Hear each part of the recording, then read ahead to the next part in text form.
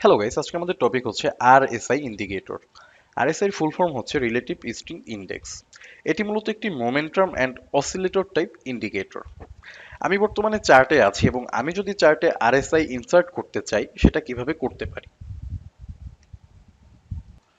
প্রথমে আমি এই যে ইনসার্ট অপশন আছে এখানে গেলাম, ইনসার্ট অপশন থেকে ইন্ডিকেটর, ইন্ডিকেটর থেকে অসিলেটর, অসিলেটর থেকে রিলেটিভ স্ট্রিং ইন্ডেক্স ক্লিক করলাম। এখানে যে প্যারামিটারস আছে প্যারামিটারসে আমরা হচ্ছে এখানে পিরিয়ড সেট করব 14। আপনি চাইলে অন্য পিরিয়ডে ওটাকে সেট করতে পারেন, কিন্তু বলা হয়ে থাকে 14 সেট করলে মার্কেটের সিচুয়েশন খুব সুন্দর করে বোঝা যায়।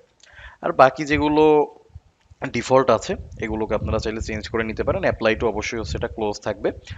আর এই অপশনগুলো আপনারা চেঞ্জ করে নিতে পারেন। লেভেলসের মধ্যে যদি যাই, এখানে 30, 70 এবং 50 এই তিনটা লেভেলস আমরা অ্যাড করব। অনেক সময় 50 থাকে না, এটা হচ্ছে অ্যাড করে নিতে হয়, বা যদি 30, 70, 50-র মধ্যে কোনোটা মিসিং থাকে তাহলে সেটাকে অ্যাড করে নিতে হবে।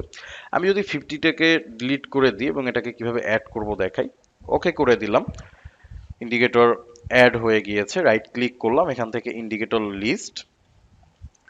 এখানে যদি আপনার অন্য কোনো ইন্ডিকেটর থাকতো সেগুলো দেখতে পারতেন। তা আমি রিলেটিভ স্ট্রিং ইন্ডেক্সে ডবল ক্লিক করলাম এবং এখানে অ্যাড অপশনে ক্লিক করব। আমাদের দরকার হচ্ছে 50। আমরা 50 দিয়ে দিলাম এবং এটার কালার হচ্ছে আমরা হোয়াইট দেখতে পাচ্ছি, চাইলে অন্য কোনো কালার এটাকে কনভার্ট করতে পারি। ওকে করে দিলাম।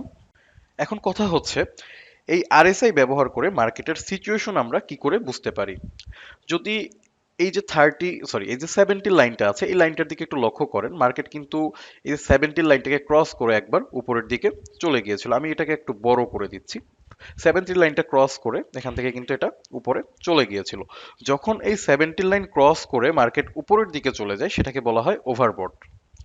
আর এখানে যদি একটু 30 লাইনটার দিকে লক্ষ্য করেন, 30 লাইনটা ক্রস করে মার্কেট একবার অনেকটা নিচে চলে এসেছিল। যখন এই 30 লাইন ক্রস করবে সেটাকে বলা হয় ওভারসোল্ড।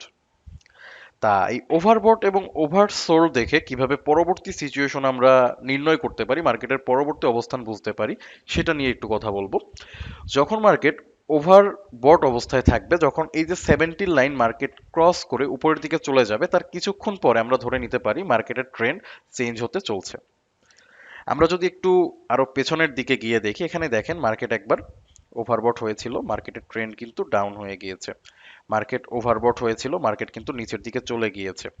আমরা যত জায়গা থেকে দেখব মার্কেট ওভারবট হয়েছিল, মার্কেট কিন্তু নিচের দিকে চলে এসেছিল। মার্কেট ওভারবট হয়েছিল, মার্কেট কিন্তু নিচের দিকে চলে এসেছে।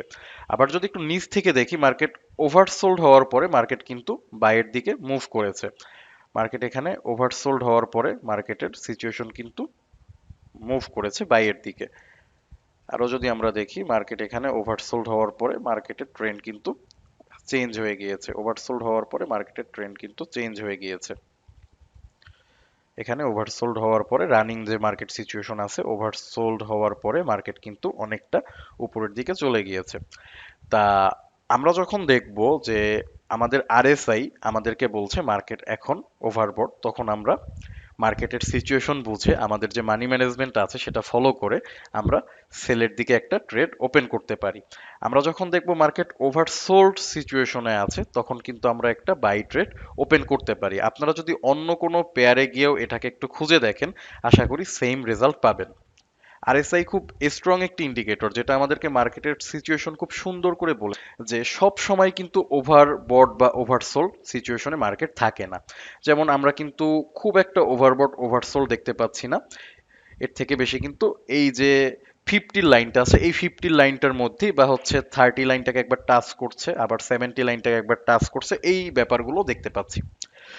কথা হলো, যখন এই যে 50 লাইনটা আছে 50 লাইনটা যখন উপরের দিকে মানে বাইয়ের দিকে একবার ক্রস করবে 50 লাইনটা, তখন আমরা ধরে নিতে পারি মার্কেটের ট্রেন্ড এখন আপের দিকে যাবে বা মার্কেট কিছুক্ষণ উপরের দিকে থাকার সম্ভাবনা বেড়ে গেল। এই যে 50 লাইনটা আছে 50 লাইনের নিচের দিকে যখন মার্কেট ক্রস করবে, উপরের দিক থেকে যখন নিচের দিকে মার্কেট ক্রস করবে, তখন আমরা ধরে নিতে পারি মার্কেটের সিচুয়েশন এখন কিছুটা সেল মুডে থাকবে। এটা যদি আপনারা একটু এখান থেকে মিলিয়ে দেখেন তাহলে কিন্তু প্রত্যেকবার আমাদেরকে এই কোশ্চেনের সেম অ্যান্সার দিচ্ছে। মার্কেট যখন এই যে 50 লাইন উপরের দিকে ক্রস করেছিল, এটা যখন ক্রস ওভার হয়েছে আপের দিকে, তখন কিন্তু মার্কেট কিছুক্ষণ আপের দিকে ছিল। মার্কেট যখন নিচের দিকে ক্রস করেছে এই 50 লাইনের, তখন কিন্তু মার্কেট কিছুটা সময় ডাউনের দিকে ছিল। আমরা কিন্তু এখান থেকে খুব সুন্দর করে দেখতে পাচ্ছি যে দেখেন, মার্কেট যখন এখানে ডাউনের দিকে ক্রস করেছিল, মার্কেট কিন্তু অনেকটা ডাউনের দিকে ছিল। মার্কেট এখানে যখন আপের দিকে ক্রস করে, মার্কেট কিন্তু তখন অনেকটা সময় মার্কেট আপের দিকে ছিল। তা আমরা সবার প্রথমে যেটা লক্ষ্য করব সেটা হলো ওভারবট এবং ওভারসোল্ড। এটা খুব স্ট্রং একটি সিগন্যাল। ওভারবট যখন মার্কেটে হয় তখন আমরা দেখবো যে মার্কেট এখন সেল নেওয়ার অপরচুনিটি আছে কিনা। যখন মার্কেট ওভারসোল্ড হয় তখন আমরা খুঁজে বের করব যে এখন মার্কেট বাই নেওয়ার অপরচুনিটি আছে কিনা। বাট যখন ওভারবোট ওভারসোল্ড আমরা দেখতে পাবো না, যখন এই প্যাটার্নগুলো খুব কম আমরা দেখতে পাবো, তখন আমরা এই যে 50 লাইন যখন মার্কেটে আপের দিকে ক্রস করে, তখন আমরা কিছুক্ষণের জন্য একটা বাই ট্রেড নিতে পারি। 50 লাইন যখন ডাউনের দিকে ক্রস করে, তখন আমরা সেলের দিকে একটা ট্রেড ওপেন করতে পারি। অবশ্যই আপনার ক্যান্ডেল স্টিক ফলো করবেন, আপনার মানি ম্যানেজমেন্ট সিস্টেম ফলো করে তারপরে ট্রেড নেবেন।